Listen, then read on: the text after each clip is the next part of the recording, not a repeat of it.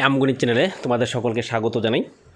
আমি আজকে তোমাদের সামনে ম্যাথমেটিক্স ক্লাস করাবো, যেটা আমাদের কম্পিটিটিভ এক্সামের জন্য খুবই গুরুত্বপূর্ণ।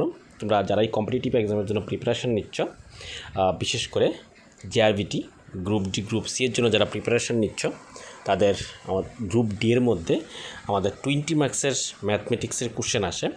সেই 20 মার্কস তোমরা কীভাবে পেতে পারো, তার জন্য আমরা আমাদের আমগণিত চ্যানেলের মাধ্যমে তোমাদের জন্য কিছু প্র্যাকটিস সেট নিয়ে আসছি। 10টি করে প্র্যাকটিস সেট আমরা করাচ্ছি তোমাদেরকে।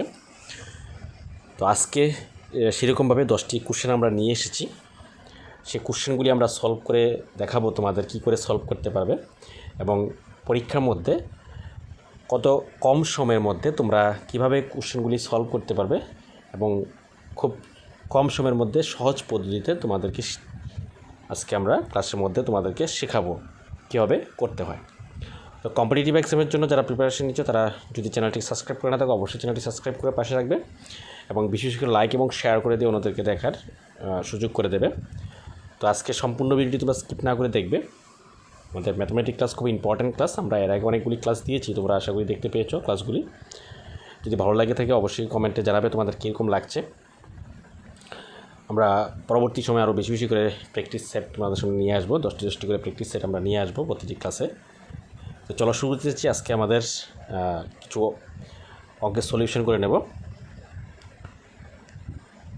আমাদের প্রথম কোশ্চেন, এক দিনের 3/8 কত অংশ? এক দিনের 3/8 কত অংশ হয়? তাহলে আমাদের এখানে এক দিনের 3/8 কত অংশ হতে গেলে আমরা প্রথমে জানতে হবে একদিন সমান সমান কত ঘন্টা। তো আমরা সবাই জানি একদিন সমান সমান 24 ঘন্টা।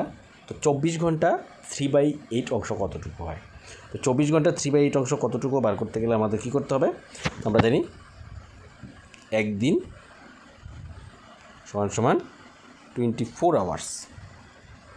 তাহলে 3/8 ইন্টু 24, তাহলে 8 দিয়ে যদি আমি 3/24কে ক্যান্সেল করি তাহলে আসবে 3 সমান সমান কত হবে? তাহলে 3 ইন্টু 3, 3 ইন্টু 3 কত হয়ে যাবে আমাদের আনসার? Equal to 9। তাহলে একদিনের 3/8 অংশ কত অংশ হবে? একদিনের 3/8 হবে 9 আওয়ার্স, 9 ঘন্টা। একদিনের 3/8 হবে 9 ঘন্টা। নেক্সট কোশ্চেন, নিচের শ্রেণীগুলি পূরণ করা। এটা একটা প্যাটার্ন দেওয়া হয়েছে, প্যাটার্নের অঙ্ক। এখানে 259, তারপরে গ্যাপটা কত হবে লিখতে হবে, তারপরে 20, তারপরে আবার 27 দেওয়া আছে। এখানে আমরা যদি গ্যাপটা যদি লক্ষ্য করি, তাহলে যে প্যাটার্নটা দেওয়া আছে, প্রথমে দেওয়া আছে 2, তারপরে দেওয়া আছে 5। তো 2 থেকে 5 কত ইনক্রিজ হয়েছে, মানে বৃদ্ধি পেয়েছে? 3 বৃদ্ধি পেয়েছে। তারপরে সংখ্যাটা 9, 5 থেকে 9 কত বেড়েছে? 5 থেকে 9 4 বেড়েছে। তাহলে প্রথমটা 3 বেড়েছে, তারপরে একটা 4 বেড়েছে, তারপরে একটা 5 বাড়বে। তারপরে যদি 5 বাড়ে, 9-এর সাথে 5 যদি আমরা প্লাস করে দিই তাহলে কত আসবে? এখানে 5 প্লাস করতে হবে। 5 প্লাস করলে চলে আসবে 14। 14-এর সাথে যে আবার প্লাস 5-এর পরে 6 হবে, 6 হয়ে যাবে 20। তাহলে 20 কোশ্চেন দেওয়া আছে, তারপরে আবার 7 প্লাস করলে 27। তাহলে আমাদের কিন্তু অপশান হয়ে যাবে 9-এর সাথে পরেরটা 5 প্লাস করতে হবে, তাহলে আনসার হয়ে যাবে 14। আমাদের 14 আছে আনসার। তাহলে এখানে অপশান বি, অপশান বিতে দেওয়া আছে 14, তাহলে আমাদের এটার আনসার হয়ে যাবে অপশান বি। পরবর্তী কোশ্চেনটি দেখব আমরা, ক্ষুদ্রতম সমগ্র সংখ্যা কোনটি? তো ক্ষুদ্রতম সমগ্র সংখ্যা আমরা জানি স্বাভাবিক সংখ্যা শুরু হয় 1 থেকে। স্বাভাবিক সংখ্যা 1 থেকে শুরু, আমরা এর আগের ক্লাসে আমরা বলেছিলাম স্বাভাবিক সংখ্যা শুরু হয় 1 থেকে, এমনভাবে কন্টিনিউ চলতে থাকে। আর সমগ্র সংখ্যা শুরু হয় 0 থেকে, 0, 1, 2, 3, 4, এরকমভাবে 5 ডট চলতে থাকে। এরকমভাবে সমগ্র সংখ্যা শুরু হয়। তো এখানে ক্ষুদ্রতম সমগ্র সংখ্যা বলতে সবচেয়ে ছোটো সমগ্র সংখ্যা এখানে কোনটা দেখতে পাচ্ছি আমরা? এখানে 0, সবচেয়ে ক্ষুদ্রতম সমগ্র সংখ্যা 0, যেটা আমাদের অপশান বিতে আছে। ক্ষুদ্রতম সমগ্র সংখ্যা হয়ে যাবে 0। নেক্সট, একটি বিদ্যালয়ে 11টায় ক্লাস শুরু হয়, প্রতিটি পিরিয়ড 45 মিনিট হলে চতুর্থ পিরিয়ডটি কখন শেষ হবে? চতুর্থ পিরিয়ডটি কখন শেষ হবে বলেছে। তাহলে আমাদের যদি 11টায় যদি ক্লাস শুরু হয়, প্রথম পিরিয়ডটা 11টায় শেষ হবে, 11টা 45-এ আমাদের প্রথম পিরিয়ড শেষ হবে।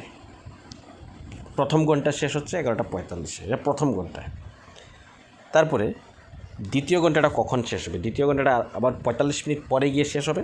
তাহলে 11:45 যদি প্রথম ঘন্টায় শেষ হয়, দ্বিতীয় ঘন্টায় 11:45 থেকে শুরু হয়ে আবার 45 মিনিট হবে। যদি 45 মিনিট হয় তাহলে 11:45 থেকে 45 মিনিট কতটুকু কয়টা হবে? 45 মিনিট কখন যে শেষ হবে? 11:45 থেকে সেকেন্ড পিরিয়ডটা শেষ হবে আমাদের এখানে 12:30। 12:30 আমাদের সেকেন্ড পিরিয়ড শেষ হবে।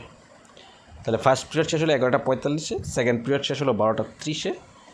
তারপরের পিরিয়ডটা শেষ হবে মানে তৃতীয় পিরিয়ড শেষ হবে আমাদের এখানে আরও 45 মিনিট অ্যাড করতে হবে। 12:30 থেকে আরও 45 মিনিট যেতে হবে, তখন হয়ে যাবে আমাদের 1:15 আমাদের থার্ড পিরিয়ড শেষ হবে।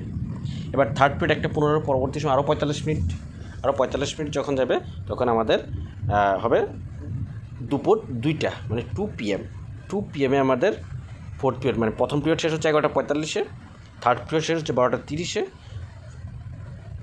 সেকেন্ড পিরিয়ড 12:30, থার্ড পিরিয়ড 1:15 এবং ফোর্থ পিরিয়ড শেষ হবে 2 PM দুপুর 2টা।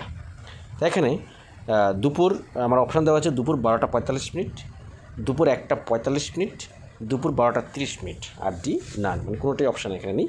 তাহলে এখানে আমার 45 মিনিট করে চতুর্থ পিরিয়ডটি শেষ হবে দুপুর 2টা। তো এখানে কিন্তু কোনো অপশানে কিন্তু নেই, 2 PM কোনো অপশানে কিন্তু নেই। তাহলে ডি অপশানটা আমাদের সঠিক আনসার। আমাদের চতুর্থ পিরিয়ডটি শেষ হবে 2 PM, এখানে অপশান নেই, তাহলে ডি হবে আমাদের সঠিক আনসার। এভাবে কিন্তু আমাদের ক্যালকুলেশন করে বের করতে হবে। নেক্সট, দুটি সংখ্যার সমষ্টি 83 হলে এবং একটি সংখ্যা যদি -83 হয়, অপর সংখ্যাটি কত? এখানে মাইনাস সাইন দেওয়া আছে, -83।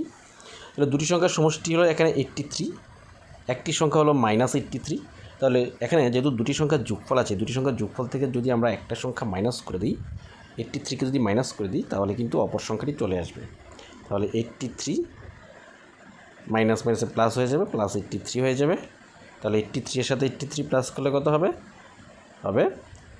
3 প্লাস করলে 6 হয়, আর 83 প্লাস করলে 16, 166। তাহলে অপর সংখ্যাটি হবে 166, যেটা সি নাম্বার অপশানে। ডি নাম্বার অপশানে এটা -166, এটা হবে না, তাহলে সি নাম্বার অপশান হবে 166, তাহলে অপশান হবে সি। নেক্সট, -12 × 7 + -12 × 3, এটা আনসারটা কত হবে? তাহলে এখানে -12 × 7 + -12 × 3 দেওয়া আছে। তাহলে এখানে দুইটার মধ্যে কিন্তু -12 দেওয়া আছে, তাহলে -12টা সামনে নিয়ে আসি। তাহলে একটা ব্র্যাকেটে লিখে দিই 7, আর এখানে +3, তাহলে কত আসলো? -12, 7 + 3 হলে কত হবে? 10। এটা হয়ে যাবে ব্র্যাকেট যেহেতু আছে ইনটু হয়ে যাবে, তাহলে -12-এর সাথে 10 ইনটু করে নিলে -120। তো -120 কোন অপশানে আছে আমাদের এখানে? বি নাম্বার অপশানে। এভাবে তোমরা অঙ্কটি ক্যালকুলেশন করবে। আশা করছি তোমাদের সহজ মনে হচ্ছে অঙ্কগুলি এবং তোমরা বুঝতে পারছো। তো তোমরা বেশি বেশি করে কমেন্টে জানাবে তোমরা কোনো জায়গাতে বুঝতে পারছো কি না। যদি তোমাদের কোনো ডাউট থাকে অবশ্যই তোমরা কোশ্চেনের নাম্বারটা দিয়ে তোমরা কমেন্ট করে দিতে পারো, তাহলে আমরা পরবর্তী কোশ্চেন সেটের মধ্যে এরকম আরও কোশ্চেন সেট আমরা প্র্যাকটিস করাবো। এরকম কোশ্চেন প্র্যাকটিস করালে তোমরা জিনিসটা ক্লিয়ার হয়ে যাবে। তাই তোমরা যে কোশ্চেনটা বুঝতে সমস্যা, এই কোশ্চেনটা কিন্তু তোমরা কমেন্ট সেকশনে তোমরা জানিয়ে দেবে।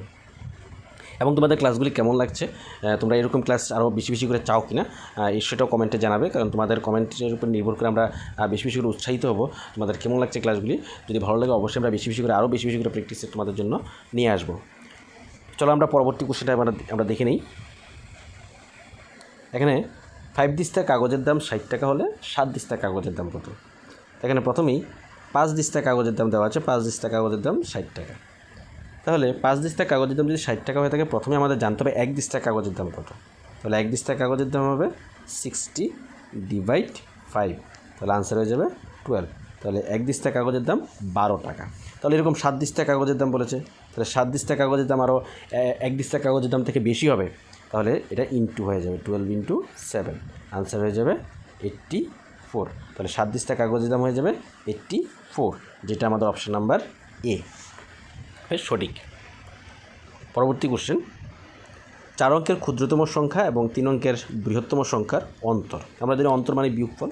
তো তাহলে 4 অঙ্কের ক্ষুদ্রতম সংখ্যা হলো 1000, আর 3 অঙ্কের বৃহত্তম সংখ্যা 999, এটার অন্তর বলেছে। তাহলে 999 থেকে যদি আমি 1 প্লাস করে দিই তাহলে কিন্তু 4 অঙ্কের ক্ষুদ্রতম সংখ্যাটা আসছে 1000। তাহলে 1000 থেকে 999 মাইনাস করে দিলে আনসার হয়ে যাবে 1। তাহলে আমাদের অপশান এ হবে সঠিক, 1। তাহলে 4 অঙ্কের ক্ষুদ্রতম সংখ্যা এবং 3 অঙ্কের বৃহত্তম সংখ্যার অন্তর 1। তারপরে 1 থেকে 10-এর মধ্যে বৃহত্তম ও ক্ষুদ্রতম মৌলিক সংখ্যার অন্তর কত? 1 থেকে 10-এর মধ্যে বৃহত্তম সংখ্যা কোনটি আছে এবং ক্ষুদ্রতম মৌলিক সংখ্যা কোনটি আছে সেটি আগে আমাদের জানতে হবে। জানার জন্য আগে প্রথমে জানতে হবে আমাদের মৌলিক সংখ্যা কোনগুলিকে আমরা বলবো। তো মৌলিক সংখ্যা হলো যেসব সংখ্যাগুলিকে 1 এবং সেই সংখ্যা নিজে দ্বারাই ডিভাইড, যা আদার্স কোনো সংখ্যা দিয়ে ভাগ যায় না, তারা হলো মৌলিক সংখ্যা। তো আমাদের 1 থেকে 10-এর মধ্যে যে মৌলিক সংখ্যাগুলি আছে সেটি হলো 2, 3, 5, 7। এগুলি হলো 1 থেকে 10-এর মধ্যে মৌলিক সংখ্যা। আমাদের এই সংখ্যাগুলিকে শুধুমাত্র যেমন 2কে 2 দিয়ে ভাগ যায়, 1 দিয়ে ভাগ যায়, 3কে 1 দিয়ে ভাগ যায়, 3 দিয়ে ভাগ যায়, 5কে 1 দিয়ে ভাগ যায়, 5 দিয়ে ভাগ যায়, এমনই কিন্তু 7কেও 1 দিয়ে ভাগ যায়, 7 দিয়ে ভাগ যায়, আদার্স কোনো সংখ্যা দিয়ে ভাগ যায় না। তাহলে এগুলিকে আমরা মৌলিক সংখ্যা বলবো। তো এখন তাহলে বৃহত্তম মৌলিক সংখ্যা কত দেখতে পাচ্ছি? 7, এবং ক্ষুদ্রতম মৌলিক সংখ্যা দেখতে পাচ্ছি 2। এই দুইটার অন্তর কত হবে? 7 - 2 = হবে 5, যেটা আমাদের অপশন নাম্বার বিতে সঠিক অ্যান্সার। তো এই হলো আমাদের 10টি কোশ্চেন সেট। আমরা 10টি কোশ্চেন সেট তোমাদেরকে সবগুলি সলিউশন করে দিয়েছি। আশা করি তোমরা বুঝতে পেরেছ। আমরা পরবর্তীতে আরও কোশ্চেন সেট নিয়ে আসবো, এবং পাশাপাশি আমাদের জিকে ক্লাস চলছে। জেআরবিটি গ্রুপ ডি এবং গ্রুপ সি এর জন্য জিকে ক্লাস চলছে। আমরা জিকে ক্লাস তোমাদের জন্য প্রোভাইড করছি, তোমরা জিকে ক্লাসগুলো দেখে নেবে। আমরা পরবর্তীতে আরও ক্লাস নিয়ে আসবো। তো আজকে এইটুকুই। আমরা পরবর্তী কোশ্চেন সেটের জন্য নিয়ে আসবো। তোমরা তার জন্য চ্যানেলটি সাবস্ক্রাইব করে অবশ্যই পাশে থাকবে। Thank you.